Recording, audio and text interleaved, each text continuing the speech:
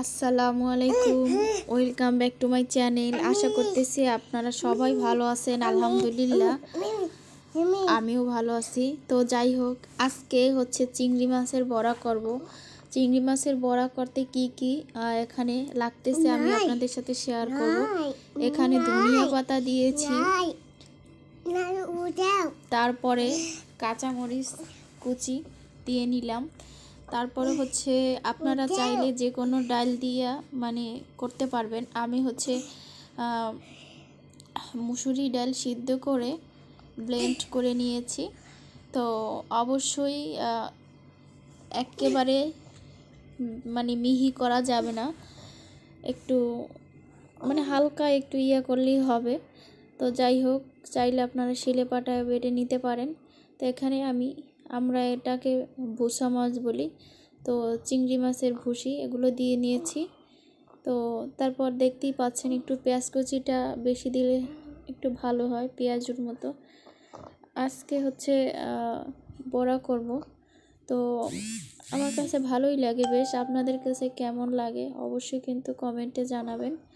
এখানে হলুদ, মরিচ, লবণ আমার স্বাদ মতো দিয়ে নিলাম, যতটুকু আর কি আমি খেতে পারি। আর অবশ্যই লবণটা একটু কম দিলে ভালো হবে, কারণ বেশি লবণ দিলে কোনো কিছুই খেতে ভালো লাগে না। তো মাছটা কিন্তু অবশ্যই পানি থেকে নেবেন মাছটার। তো আর এখানে আপনারা চাইলে আটা অথবা এখানে চালের গুঁড়া ইউজ করতে পারেন, তাতে করে কিন্তু শক্ত হবে। আমি বলবো আপনারা চালের গুঁড়ি অথবা আটা একটু এটার সাথে মিশিয়ে নিলে এটা ভালো হয় আর কি। তো আমি সুন্দরভাবে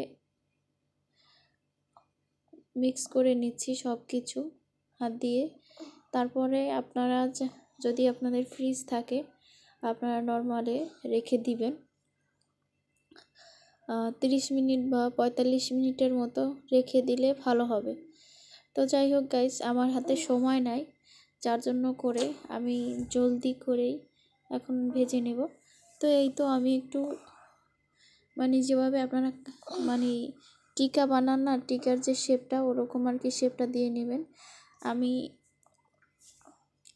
এই তো তেলটা গরম হয়েছে, এখন ওরকম শেপ করে আমি দিয়ে দিচ্ছি। তো এই যে দুইটা দিলাম। তো যাই হোক, আসলে কিন্তু অনেক সুন্দরই হইতেছে আর কি, ভালোই লাগতেছে, কালারগুলো অনেক সুন্দর। তো বললাম না, আমার হলুদ মরিচের কালার আসলে আমি নিজেই চাইয়ে আনি। কালার যদি ভালো না হয় তরকারি দেখতেও ভালো লাগে না আর খাইতেও ভালো লাগে না। তো যাই হোক, এরকম আর কি যখন তেলটা গরম হবে তখনই দেবেন, এর আগে দেওয়ার চেষ্টা করবেন না। আর অবশ্যই ডুবো তেলে ভাজতে কিন্তু এটা ভালো হয়। আর এতে কিন্তু প্রচুর পরিমাণে তেল লাগে বড়া খাইতে। আর বড়া হচ্ছে পানি ভাত দিয়ে খুবই ভালো লাগে কিন্তু খেতে। তো এগুলো শুধুও খাওয়া যায়, কারণ চিংড়ি মাছ তো শুধুও খাওয়া যায়। তো আজকের ভিডিওটা আপনাদের কাছে কেমন লাগছে অবশ্যই কিন্তু জানাবেন। এই তো আমি কিন্তু অনেকগুলো দিয়ে নিয়েছি, আমার এই প্যানটা বেশি বড় না। এই তো আমার ভাজা কিন্তু অলরেডি শেষ। তো কেমন হয় আপনারা অবশ্যই জানাবেন।